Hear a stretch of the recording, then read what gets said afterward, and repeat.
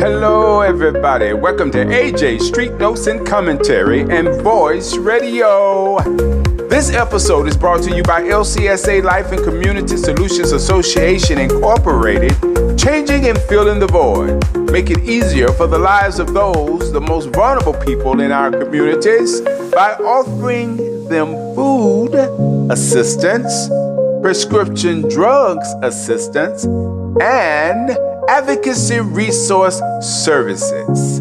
So, if you know somebody that may need some help in those areas, please contact us at lifeandcommunitysolutionsassociation.org or changeandfillthevoid.services.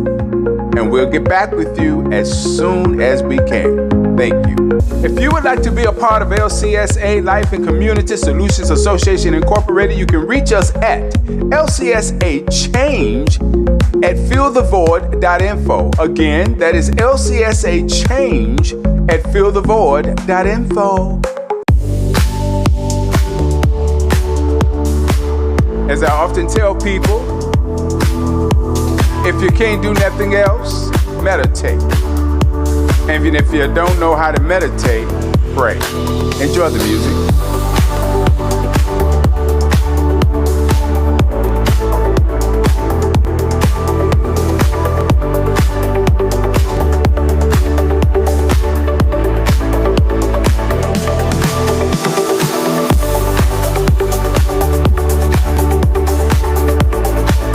You're listening to Street Notes and Commentary and Voice Radio with your host, AJ Copeland.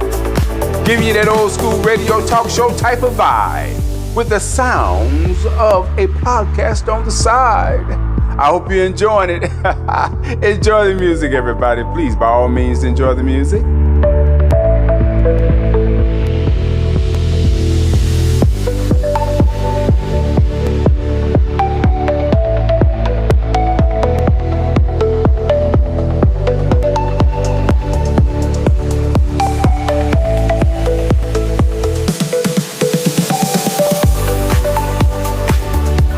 All right, y'all got a few more seconds, and I'm coming back with the topic for today.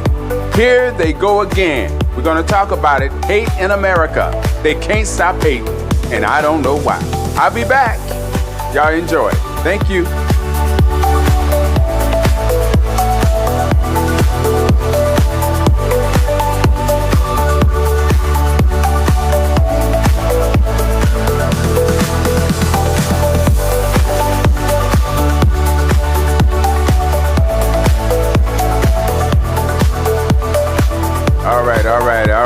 All right, everybody. Thank you so much. Thank you so much for joining me. Thank you so much for joining AJ Street Notes and Commentary and Voice Radio. I do want to thank you all.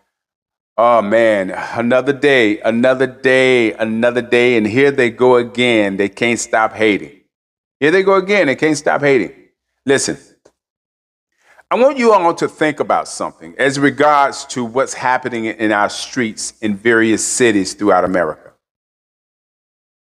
And I want you to think about you, us, me, my, I, we, the people. And think about what is it that we are not doing, and then let us applaud the things that we are doing. But is there room for more is the question. And if there is room for more, what does that more look like when it comes to us, the people? I think, in my opinion, that sometimes we waste too much time talking about things that we already know about. I don't hear anything about roadblocks or solutions on how do we stop certain things that we don't like or that we don't agree with. I hear a lot of people say we refuse to give up our democracy. We refuse to let evil prevail. But it's easier said than done. I am not saying that there are not people out here out there doing the damn thing. I'm not saying that everybody is silent, because I would be wrong if I said that. But the core of solutions is when you get a result. And I'm not talking about just verbal. I'm talking about action, changes, when you can see things shifting in a positive direction. That is what I'm looking for. That is the time when I feel that I can celebrate. Not to celebrate anybody's demise, because I don't wish bad on anybody, but to celebrate the fact that we were able to overcome the worst times that we've ever felt in this country. Right now, it's just a whole lot of noise, a lot of conversation. There's a whole lot of pointing fingers, a lot of reminding of us of what we're dealing with. Them and us, they and them. It's division, it's confusion, it's propaganda, anxiety. Right now, it's causing people to be depressed, disconnected, people in a place where they don't even want to survive. They don't even want to fight anymore. They don't trust the system, and they don't trust people. And in some severe cases, people don't even trust their own family members. It's okay to have conversations about things that are happening in this country. But what are the solutions? Because we already know who they are. We know who the king is and the followers. We know the enablers. We know the liars. We know the doctrine, the philosophies, the traditions. We know the religion. We know them name by name. We know the fear tactics. We know the threats. We know from which they come, but we don't know where they're going. We know how it started, but we don't know where the end is. We have podcasts, media, we have content creators, we have news, then we have information. Everything that we need is out here. And because it's chaos, it's very difficult for anybody to find any hope in the midst of chaos. And the only reason why it's chaos, because there aren't any clear solutions to fix what we're dealing with in this country right now. Sometimes I feel like we're still in the 2024 election. I feel like it has never ended. And the reason why I feel that way, because we still have people that want to have these long, drawn-out conversations about the 2024 election and why someone didn't win, or whatever the case might be. Everybody have gone into their respective corners. We're marching, but we're not using the power that we really have. And I released a video earlier to remind us of the power that we yet to use. It's okay to hit the streets. I get it. But what do you do after you leave the streets? Where's your money going? Because if you continue to support the same people who is oppressing you and taking from you and robbing from you, what is a march without a solution to follow the march? Look, we had 7 million people to show out in the streets. 7 million people. Okay, so what is those 7 million people doing after they leave the streets? What stores are they going to, and where are they spending their money is the question. Have they changed some of their habits and how they interact with certain people? Have they disconnected themselves from the chaos and the craziness? Have they combined their efforts with other individuals who do other things besides marching in the street? And don't get it twisted.